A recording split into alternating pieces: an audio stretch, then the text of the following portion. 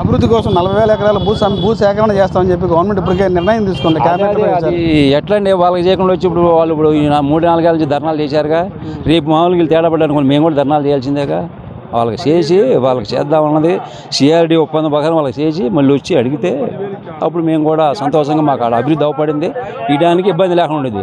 అలా కాకుండా అక్కడ ఏం చేయకుండా వచ్చి అడిగితే మతగారి పైన మాకు అక్కడ వాళ్ళు ఇబ్బంది పడుతున్నారు పొలాలు ఇచ్చి. నేను చూస్తున్నా మనకి మేము ఎట్లా ఇస్తామండి, అది పరిస్థితి. ఇప్పటికే మొదటి పెట్టి తీసుకున్న భూములు ఇచ్చిన వాళ్ళకి ఆల్రెడీ రైతులకి రిటర్నబుల్ ప్లాట్లు ఇచ్చామని చెప్పి చెప్తారు. ఏం లేదండి చెప్తున్నారు, అభివృద్ధి చేయాలి కదండి. ఎవరు ప్లాట్లు ఎక్కడ ప్లాట్ ఆడిందో తెలియదు. ఇంకా కొంతమంది ఇంకా రాలా ప్లాట్లు. ఫిజికల్గా ప్లాట్లు చూపించలేదా? ఫిజికల్గా చూపించలే. ఇంకా 1 మందికి తక్కువ మంది వచ్చింది.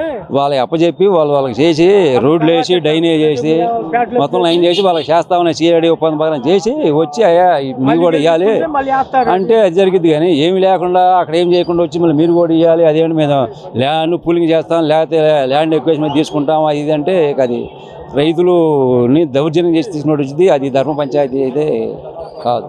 సరే, గత 5 ఏళ్ల కాలంలో అమరావతి ప్రాంతంలో రైతులు చాలా ఇబ్బంది పడ్డారు. ఇప్పుడు కూటమి ప్రభుత్వం వచ్చింది, ఇప్పుడు రైతుల పరిస్థితి ఎలా ఉంది? ఇప్పుడు బాగానే ఉంది, రైతుల పరిస్థితి ఇబ్బంది ఏం లేదు, బాగానే ఉంది. 5 ఏళ్ళు నరకం పడ్డాం జగన్ ప్రభుత్వంలో, నరకం పడ్డామండి. 5 ఏళ్ళు నరకం పడ్డాం జగన్ ప్రభుత్వంలో. ఇప్పుడు వచ్చినా చేస్తున్నాడు. ఇది 2-3 ఏళ్ళు ఇప్పుడు కూటమి ప్రభుత్వం 29 గ్రామాలకు అభివృద్ధి చేసి అప్పుడు అడగండి ప్యాట్లు, అప్పుడు మళ్ళీ గెలుపుతాడు. గెలిచినాక మరి పొలం తీసుకోండి ఇస్తారు. అది అదేం కాకుండా ఇప్పుడు మళ్ళీ పొలాలు కావాలంటే మటుకి అది ఇప్పటికే కేబినెట్ ఆమోదించింది 40,000 ఎకరాలు తీసుకుంటామని చెప్పి.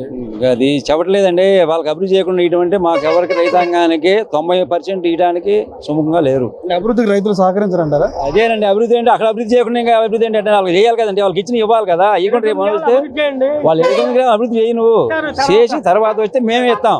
మాకు అక్కడ అభివృద్ధి అవపడుతుంది. ఇప్పుడు ఆడ డెవలప్మెంట్ బాగుంది, రేపు మనకి కూడా ఇంకా బాగా వస్తే నీకు వెళ్తాం. అక్కడ ఏమి లేకుండా ఇంకా ఈ పొలం ఇంకా మా ఊరికి నెక్కండి పోవాలని ఇంకా కంపావంతులు ఉంది, కొంత పొలం కంపావంతులు ఉంది, ఇంకా ఇది కావాలా మరి ఎట్లా? సంవత్సరం దాటిపోయింది. ఏమిటి చేయాలి కదా, వాళ్ళకి చేసి వస్తే ఇస్తామండి.